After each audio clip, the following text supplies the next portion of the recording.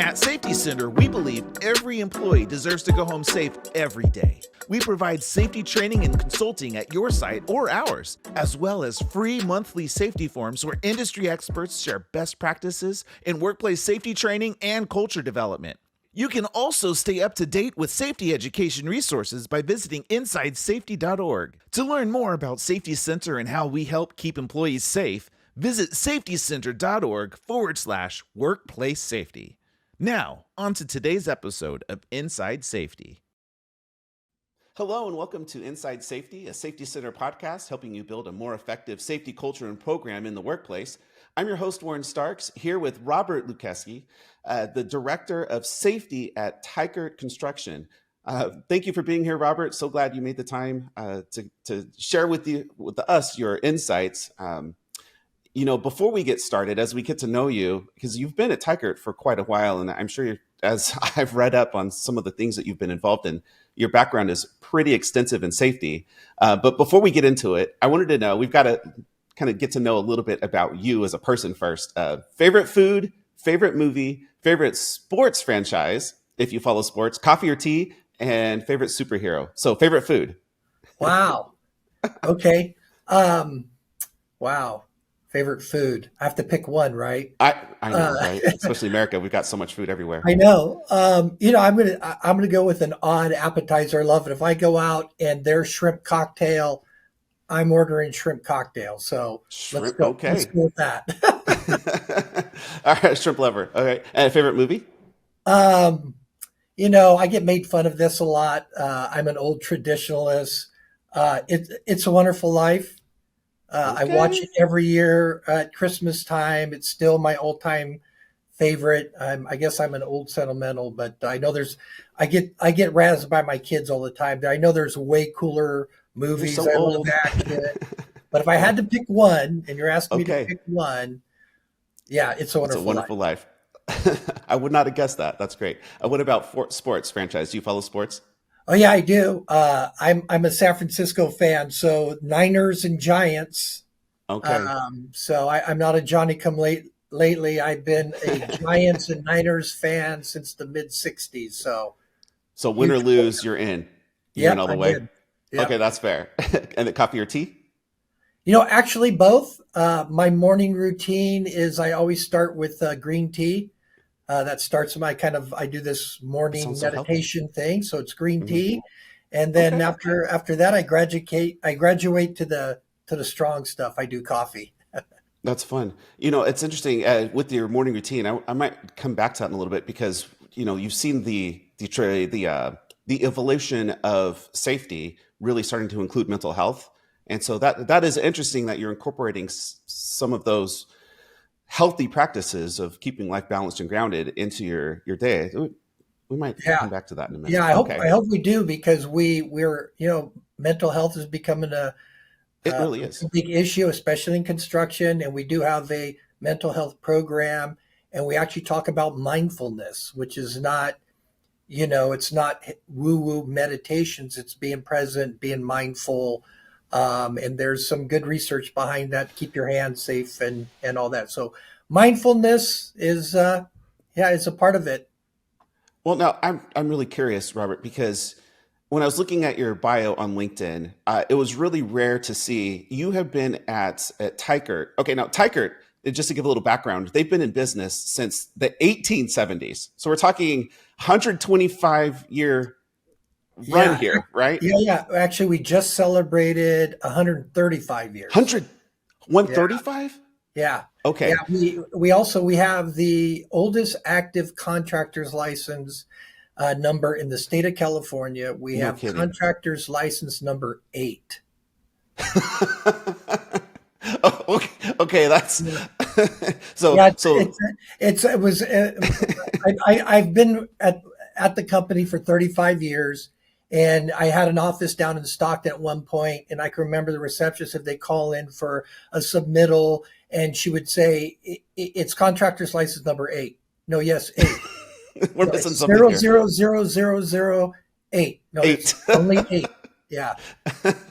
That would lend a little bit of confusion, I'm sure, because that's got to be so rare, especially for a business to still be in business, right, that long, and to survive the pandemic. But so, going back to it, you've been in for 35 years. You said it looked Yeah. like your career started there in the 80s. Yep. Do I have that? Okay, yeah. So we are like 19, 19. yeah, Was it? 1988. Yes. Okay. Did you see a shift in mental health becoming more prominent in safety in your career there? Yeah, probably more prominent in the last several years. I would Yeah. say we've actively been putting it out in our tailgates and discussing it around the managers, probably last 2.5 years. So it's really fresh. Yeah. Very fresh. And then in this last year, we actually developed a whole mental health program. I would say in the last 3 to 5 years in the construction industry, it's been coming up more and more prevalent. So yeah, it's uh, Was without divulging any, private information, of course. Was there any incident or any things that were starting to develop in the company or around that made the focus kind of bring it to focus for Teichert? Warren, thankfully, we did not. A couple of the companies that were in a peer group with, two of them out of the seven actually did have um, employees that succumbed to their mental health, and out of that, they Okay. started mental health programs. So we started looking at that, saying, statistically in construction, and we do both mining and construction. And statistically, if I'm getting this right, National Council on Mental Health in 2020 did a survey, and I believe mining was number one and construction was number two So for that's suicides. Yeah. And so we started thinking, okay, why don't we get ahead of this? And so we started looking into programs that we could start instituting within the whole organization. that really is fascinating. Just myself being newer to safety, and I know a lot of our visitors who or viewers, I should say, who are maybe 5 years or less, in the field as a professional, now taking on safety programs and being responsible for these things.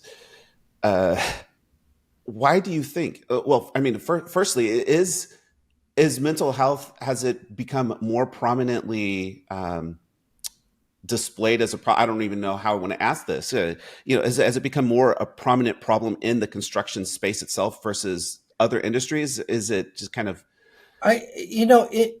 It has, and a couple of without getting into a bunch of facts, yeah? construction's very, isolated. It's Oh, has a lot of machismo. We're not talking about feelings. that makes It's sense. Okay, the okay. stress in the job. It's go go go. Uh, Substance abuse, alcohol. You also have a lot of military veterans enter construction. Which So automatically, yeah, there's comes a with lot of extra. different factors that, and Yeah. I think it's always been around. It's like anything. If you just look over, I think it really started to come to light through COVID, and I think you saw a lot of people discussing more openly about mental health because of the shut-ins and the shutdowns, and so Right. it's in the public eye a little bit more. It's more acceptable to talk about. One of the very first things is you start socializing it more and you desensitize it. Yep. So what we just started talking more openly about it, and it becomes more acceptable. So I think a combination of all those has put it in the forefront and has just allowed us to talk about it and become more acceptable, amongst the crew to discuss mental health and potential outreach for those in need. I imagine those conversations. It's kind of one of those things. It's scary to be that first person out the gate to start those conversations, but not realizing that the minute you put it out there and you say something about it, you've got 10 other guys and gals, on your team that have had the same exact experience and just were afraid to say something. Yeah, Have you noticed that experience when it started to yeah, that's become a no, that's focus? very true. Yeah. It's very sensitive, and so we don't know who's talking to who. We keep it very private. But what we can see in the back end, we don't know who is people are reaching out. And so that's how we know, it's the program's working. And I just think about, if we hadn't started talking about it, who knows where these people, we have a good EAP program as a lot of companies do. And we've just extended that on mental health. So we'll see how it goes. All we can do is talk about it and, Yeah. and offer assistance and help when needed. Yeah, that makes sense. Speaking of, because that kind of reminds me, I think that's one of the reasons, knowing the impact it can have on a life, a good safety program. I mean, it's kind of crazy to think a good safety program in being able to help a person through even mental health, struggles and things like that can have a positive impact, not just at work, but in their whole life. I mean, even people on our own team here at Safety Center, as we're working on 2023, we've kind of coined it as the year to what do we say? The best me in 2023. It's kind of been our new motto. And the idea is that the things that we're learning at work in the environment of a team when it comes to health and safety can translate also at home and end up being kind of have an impact on all relationships and all quality of life, not just at work. Getting somebody home to work and have a quality life there too. How crazy the impact can be in just starting to provide those avenues and areas of exploration and safety where you can talk about these things that you might be going through. I think that's why we call our safety professionals like you, like those maybe you're listening and watching, the superheroes. So here's a question. If you were a superhero, what superhero would you be? Oh, God. Yeah, what do you identify with? Yeah, hopefully nobody in my family is gonna be watching this. So, Okay. a superhero. Wow. I'm just gonna fall in line. I'm kind of a traditionalist. I'm gonna go with Superman. Hey, it's safe. Yeah. Yeah. A favorite superpower? Oh, favorite superpower. Wow. Yeah. Wow, that's a cool one. Oh, you know what? I would like to melt things with my eyes. I think that would be really cool. Hey, you might be able to use that little welding on the job, construction. You get that done quick. I wouldn't want anybody to know it's coming from me because, I don't know. Let's just go with that. I'll just leave that, I'll leave that alone. All right. So let's go back to the 80s. Right? Because I'm thinking about when you got started in safety. It's kind of a weird. I'm going to call the safety professional kind of the odd duck.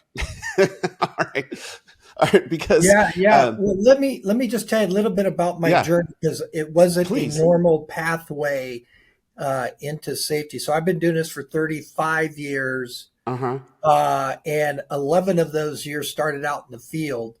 I actually started out in construction, and then I migrated over to our mining operation in operations.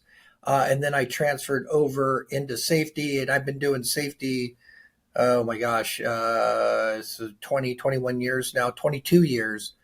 And the evolution of when I first started is, I think maybe hard hats were optional.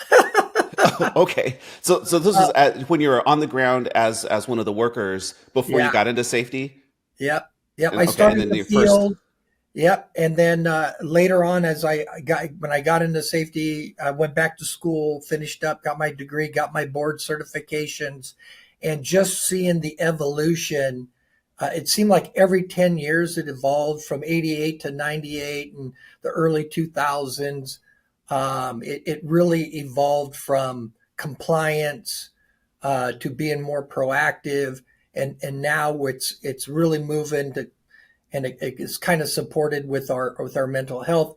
Our culture, what we call now, is one of care and concern. We just keep it very simple. Yeah. Our safety culture is one about care and concern. It's about caring for our employees, caring for the environment, caring for our community.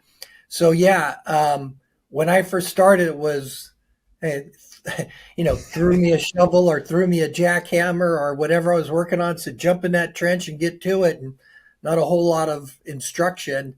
And now you wouldn't think about doing that. You go through training and everything. So Yeah, What made you jump in from the ground to safety? Like what made you take that first role? well, I tell you, I was working in the plants, and I said, well, I could do this for the next 25 years. It's hard work. My wife and I were thinking about starting a family. I was working 2,800 hours a year. It was a lot of hours.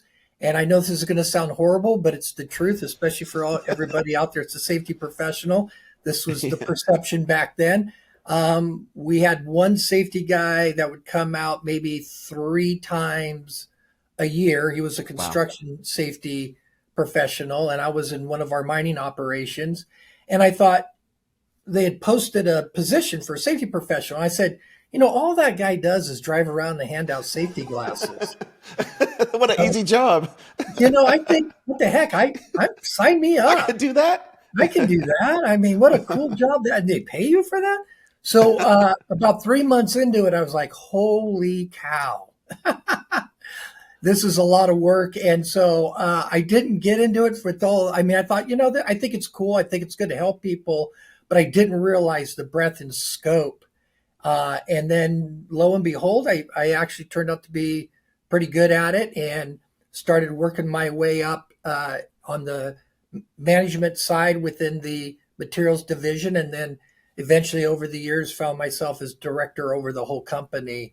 So Yeah. my first drive wasn't so much it was not as Well, benevolent as I think that's maybe. pretty common from all the stories I've heard, Robert. I think that's pretty fair. Opportunity comes and it's like, well, maybe it would be better. And then Yeah. somewhere along the line, you hit passion and you discover, what was that? Did you remember that moment Yeah, when you, Warren, passion is a really good word because that's what it is. I think I'm just gonna be really blunt here and honest with your viewers and your listeners. Getting into safety is safety is kind of a thankless job, uh, sure. Yeah. and I I think if I didn't have the passion for it, I wouldn't continue or to be where I am. I think you have to have a passion for it. And I think really it's the people. And Mm, I felt like if I can have mhm. a positive effect on one person, that enriches their life, which enriched my life. And so, that kind of was my driving motivator. And then to have, the guys in the field or the gals in the field come back up to me after and thank me for something. It's fulfilling and it's rewarding. It can be frustrating, but it's those intrinsic things that kept me going, kept motivating me. So passion is a really good word for it, and I still have the passion. It's evolved over the years Sure. from hey, let's just do safety as more now help the business, and safety has now become a business imperative. I just don't think for Yes. Teichert. I think as we will continue to discuss and as you interview more people, safety is a business imperative. It has It it affects the has a lot. bottom line, and so Yeah, I know. In the past, it was a new business starting up. Well, even Teichert used it as an example. Doing a little research, found it was, I believe his name is Adolf Teichert, who got the company founded. In the early or the late 1800s, doing concrete work, did a lot of sidewalks and things like that. Right? I believe yes, Teichert was involved in the original sidewalks around the state capitol.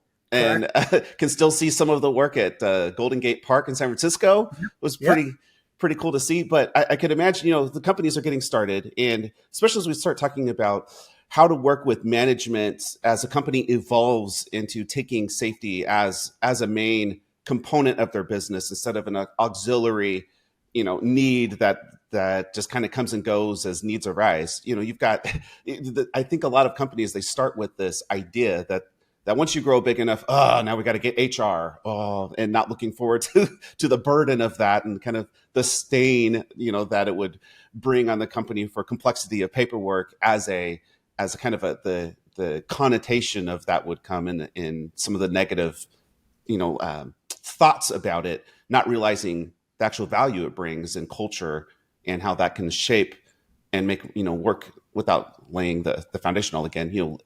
People perform better when they have proper support at work. That's been proven over and over. But then you've got, after you get your HR, then there's this other beast you've got to tame, which is safety. You ever watch Mad TV back in the day, those sketch comedies of Fire Marshal Bill? Jim Carrey's early career. That I think that for a long time has been the stain of the safety, department, not realizing the value it brings.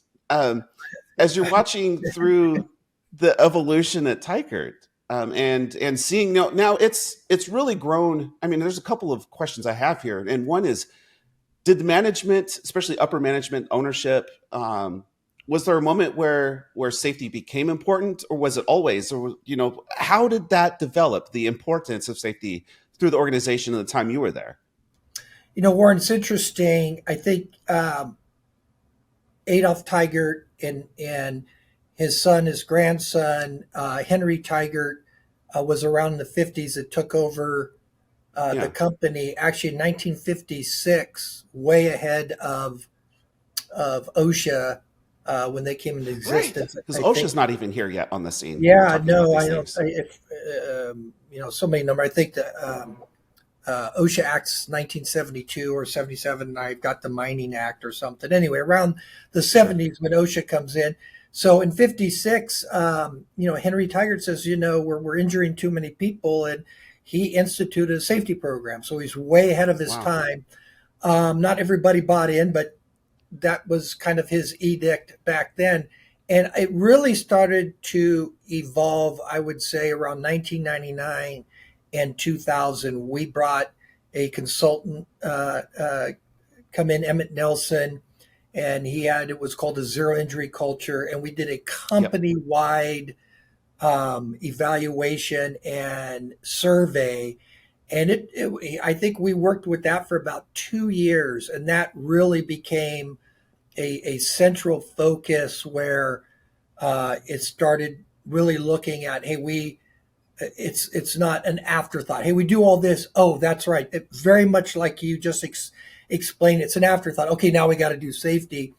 Over the last 20, 25 years, 23 years, we found a way to integrate safety into everything that we do. And that's been the evolution. So I would say it's been around since 56 with Henry Teichert, but collectively as a company in earnest, I would say around 1999, 2000. Okay.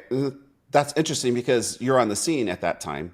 And, as you're thinking through like your role as you're coming up, and climbing the safety ladder, so to speak, in your career, were there challenges you had to face in trying to get that culture ingrained? Yeah. What would you say is the most? Yeah, I mean, most challenging. Well, buy-in. Safety's not my job. Safety's your job, right? You're a safety guy. You go do that. Anything safety.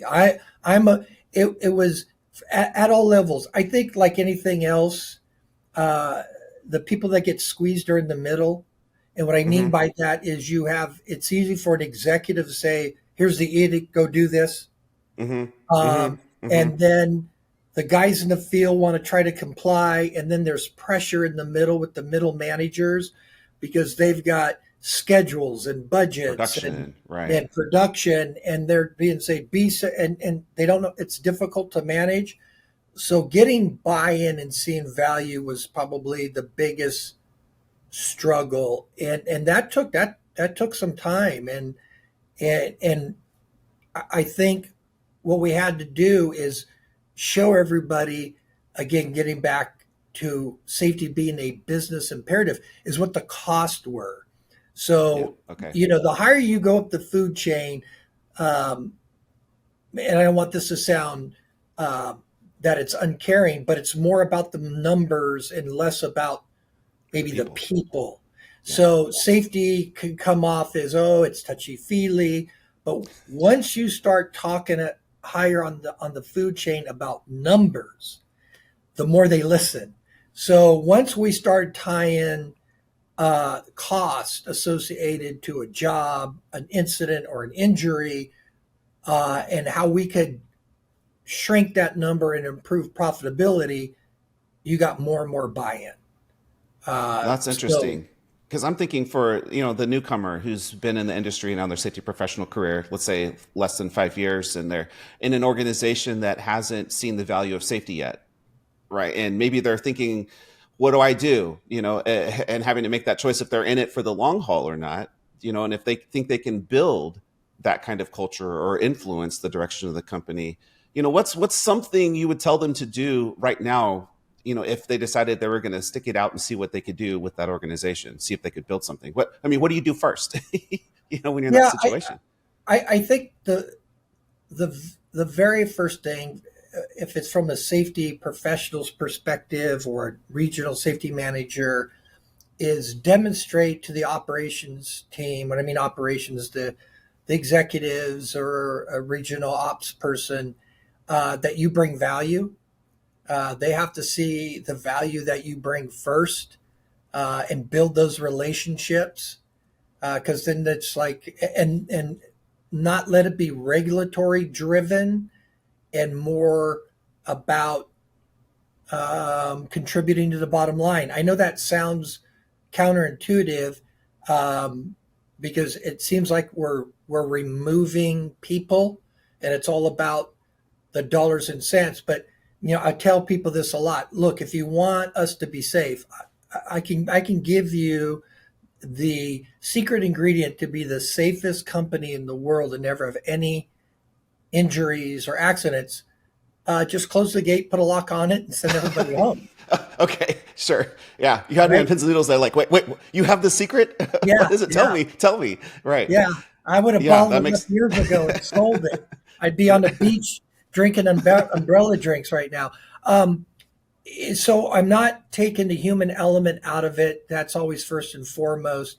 But it really is uh, finding a way to demonstrate to the executives, the owners of the company, that there is a financial imperative and to contribute through safety, and that the I mean, safety professional yeah. can help move the needle Yeah. through safety, um, to make the company profitable. Gosh, I mean, could it be as simple as just start documenting in your own notes the cost of the injuries that you come across over the next year or two, and Sure. building those reports and then sending them upstairs and with. I'm thinking like what would that look like in everyday life? I mean, were there moments even when you were seeing the evolution of safety in your career in the organization you're serving with here? Were there specific concrete steps that you were able to take that kind of helped move that needle? Do you have a memory or an example of one of those moments where? Well, I think it really was when we got leadership to buy in and to kind of shift ownership of safety. What I Sure. mean by that, we went from safety being the safety professional's job, and this is our job. And about 9, 10 years ago, I mean, like I said, this evolution is Go incremental. slow. It's Yeah. when you go to change. I tell when you go to change a culture or shift a culture, it's kind of like the Titanic. It moves slowly. Yeah. That's good to And, hear. and and Right. what you have to Yeah. do is you It have to be takes time. very, very consistent with your messaging, and then over time prove that. And I think uh, our business model now, what we call operational excellence, Yeah. and that is safety, quality, and production. Those safety professionals, listen, if you've been around, it's all we did was um, take the old three-legged stool Yep. example, right? You move one leg and the chair falls down. Falls. Well, in our logo, if you the Teichert logo, it's a triangle with a block. We have safety and the top, quality and production. Everything starts with safety. But if you were to remove one of those, we train on this with new people coming in, middle managers, that if you were to take one of those away, is it a successful logo? So you need all three. So if we were super safe and we got great production and we're just cranking stuff out. We're safe, but our quality sucks. You got nothing to sell, right? You've got nothing, right? And if you take away safety and you got quality and production, but you're hurting your people, Right. so it really started, Warren, when the leaders of the company saw the value and set the expectation is no, we're going to integrate it from the time we bid work, do the handoff, prepare, plan, everything, every step of the way, safety. There's a component of safety in that thread all the way out to the job site and then the finished work. So that's when that shift, we started to notice our frequency rate, our XMOD, and everything start to come down and then just became easier on the other divisions. If it wasn't working, we could go in and observe and give feedback saying, well, are you guys doing the operational excellence model? And we check and we're really on, you could see where they weren't integrating safety early on or through the process. Right. It was very heavily focused on production. That makes sense. Now within that, in production, if we talk about the different complexities of Teichert, how many divisions are there and different kind of facets to the work? There's quite a few. Yeah, we have our construction division. We have a materials division, which is both aggregates and ready mix. And then we have what we call Teichert Energy and Utility, which is underground, gas and electrical, and we have a solar division, and we just kicked off Teichert Line Services, which is division that's going to be working with PG&E, taking you've probably seen the commercials with PG&E, and they're taking all the big lines and putting them underground. We got a lot of those contracts to do that. I'm just picturing Teichert starts a new division, and immediately you're thinking, oh, now what do I? I'm sure all these land on your plate, don't they? Yeah, no, and it's true, and it's especially in this line services, because you're talking about 250 kV high powered lines, taking them and putting them underground. And I'm like, a new animal for you to have to tackle and conquer. Have you noticed any themes that kind of would transcend in best practices? I mean, because each division is pretty unique, maybe even pretty complex, different regulatory, things to consider. Are there any common themes that you've been able to build throughout the entire operation that would kind of transcend between the different divisions? Yeah, I think a lot of it is really understanding the scope of work, and for each specific, and then you have subsets within that. And what I mean by, like, in construction, you have underground, you have topside, you have joint trench. Each one has its own nuance, and really understanding from a planning perspective. And this is why it's always a little. We just got into the Teichert Energy and Utility, got into the energy space about 7 years ago. And it took 3 years to really understand that scope of work. So it really is understanding what it takes for a team to get together. What are the possible risks? How do you mitigate those risks? So I think what works well is when we all get together and communicate and pass that, what we call a job handoff, and it goes through the different phases that you start looking at safety risk early on, and it's planned throughout the process. When we do that, it seems to work out well. When we don't do that, something usually happens. Are you passionate about workplace safety? Do you have valuable insights or tips that could help others stay safe on the job? If so, we want to talk with you. To be our guest on the Inside Safety podcast, simply email us at insidesafety@safetycenter.org. Together, we can make our workplaces safer and more productive for everyone. So don't wait. Email us today at insidesafety@safetycenter.org, and let's get started. So now that's really curious, because in that learning process, I'm sure with your construction background, it wouldn't be likely that you'd have experienced a deep knowledge of every new division that's getting started. So I'm sure there's a lot of learning that happens in that. What's the first thing you do, Teichert? They come to you and the owners come to you and say, "Hey, we're starting a new division," and it's something that's completely new space for you. But safety and the principles of safety. What is the first thing you end up having to do? Well, first thing is I want to know who are they? Okay, who are you bringing on to head this division? Because nobody, especially with always comes back to getting the work done. Sure. It really is, and I tell people this all the time. And again, for the newer safety people, I do not want to devalue what a safety professional does, but no one wants to listen to the safety guy, right? So it really is important who they bring on. We brought on an individual that has been in this space a long time. Yeah. And we take them through the interview process. I'm involved in the interview process. And this person is very well respected in this space. So I think that is critical. And once I know that individual who's leading that division and hearing him talk about what it takes to get the job done, and the first thing out of his mouth is safety and where it is, I know we're going to be okay. Now, I don't understand, that section of safety on the high power lines, but listening to him talk, I knew that he had. We get back to your word, passion. He had a passion for getting the job done right and safety. So it's all about finding the right safety manager. That makes a lot of sense. That's not my area of expertise. So let's find somebody who it is, and that's how we go about doing that. It's really critical, and we're fortunate in that the owners of the company understand that. So it's mission critical to get the right person.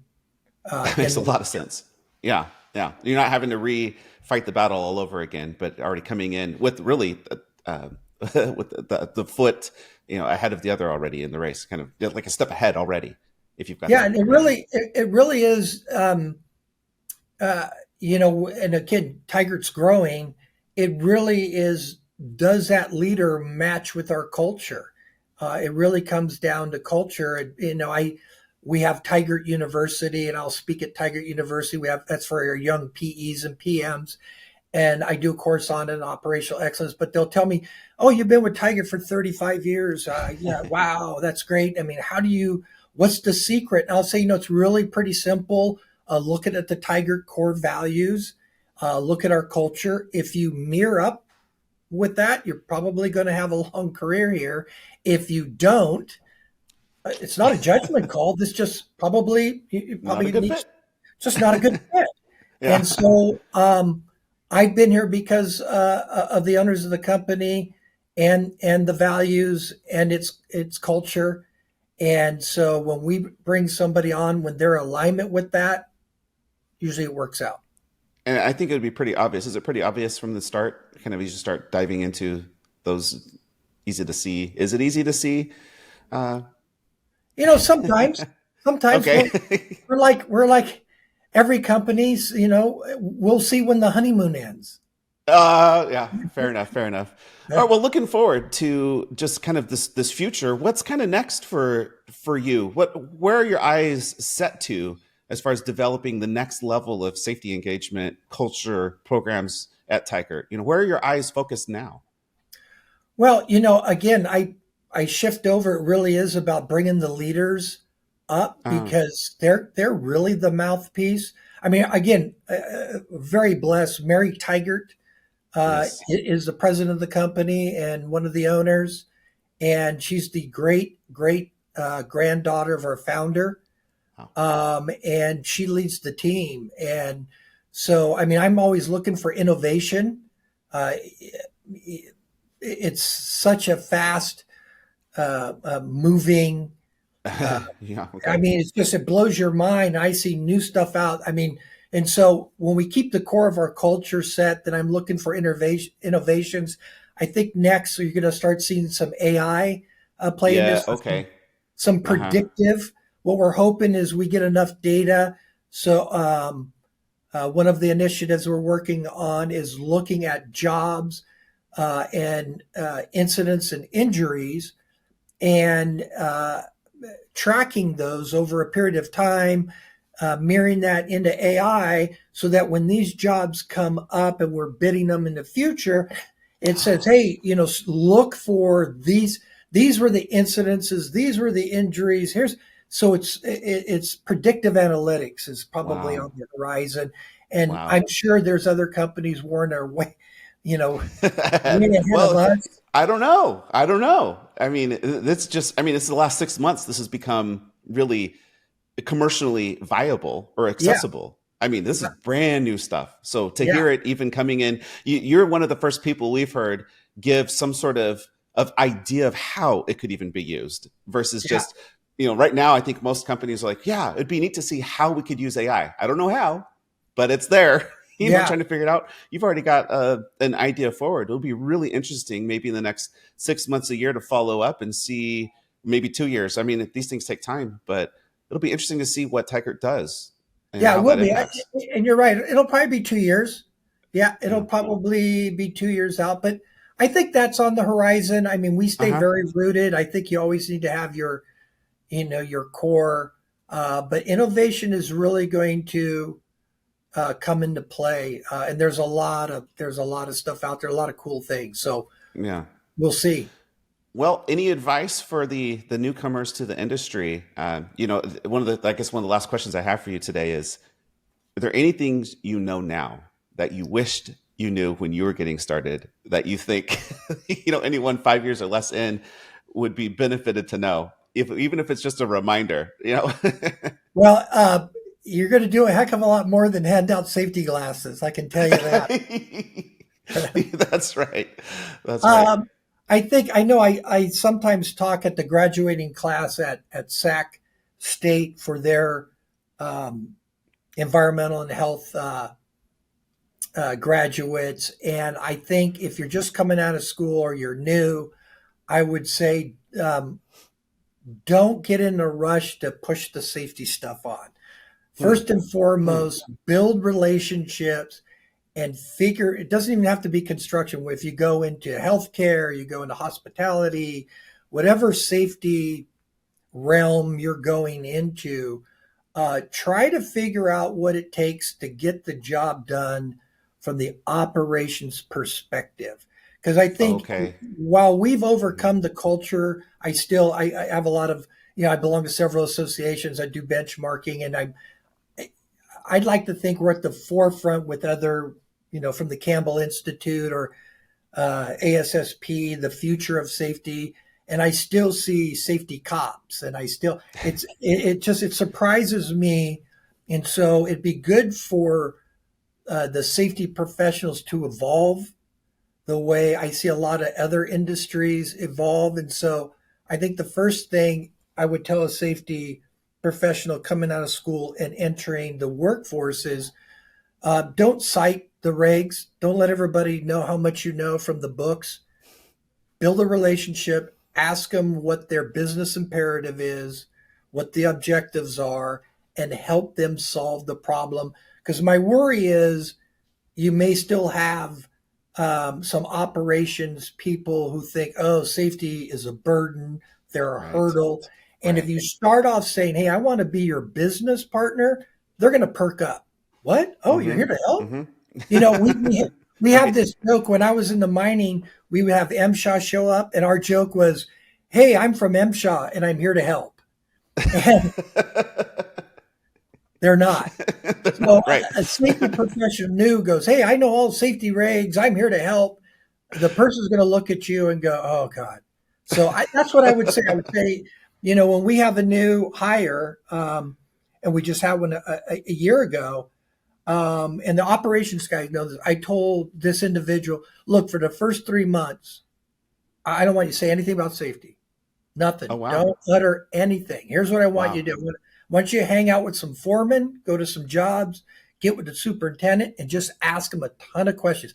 Now, if you see something IDLH, which is immediately dangerous life and health, we'll call it out. But other than that, I don't want you to utter any safety. And they looked at me like, well, but that's why you hired me. That's counterintuitive. Yeah, it is. It is. No, I hired you long term.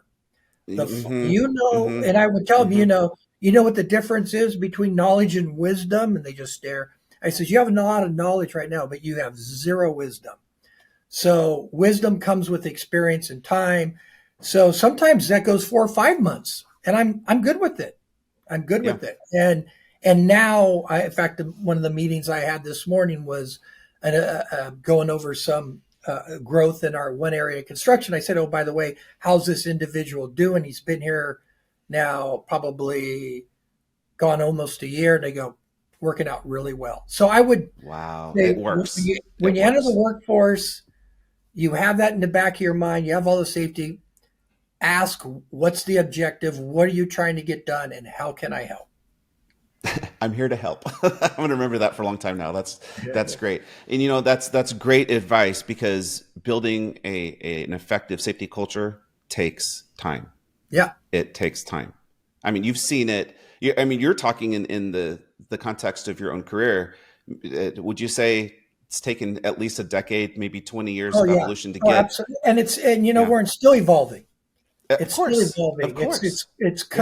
It's constantly evolving, because now if somebody said 5 years ago, hey, you're going to have a mental health program, I'm saying, I literally would have said, what does mental health have to do? Okay. And I think I was just at a OSHA, and OSHA said, especially in the construction industry, is that mental health is the evolution and the new kind of safety. So we will continue to evolve. Right. And so, but I would say it's been evolving over the last 20 years, and I think it will continue to evolve. And every iterative, progressive step we make, it saves lives.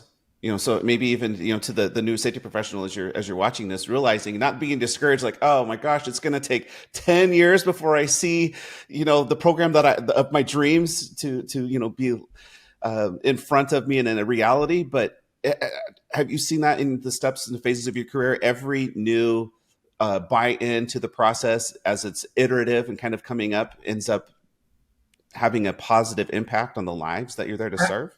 Absolutely. And I think that's the satisfaction, that's the passion, is you really don't know how many lives you potentially saved. And like you said, our culture is such that people take this home with them, and you can feel good when they come back on the weekend. Right. And that's the whole evolution of safety, right? It used to be just as safety at work, and you have some companies it's safety and beyond, and you take it home. But yeah, that's for me, and for those viewers that want to get in a safety profession, take solace in knowing that you may not know, but you probably out there saving a life, just given good information and support. So yeah, it's actually a very, I said it's a thankless job, but it's a very rewarding profession. And so, especially building those relationships. And if that's the first thing you're doing, right, there's something really to enjoy through the whole process of watching the program evolve.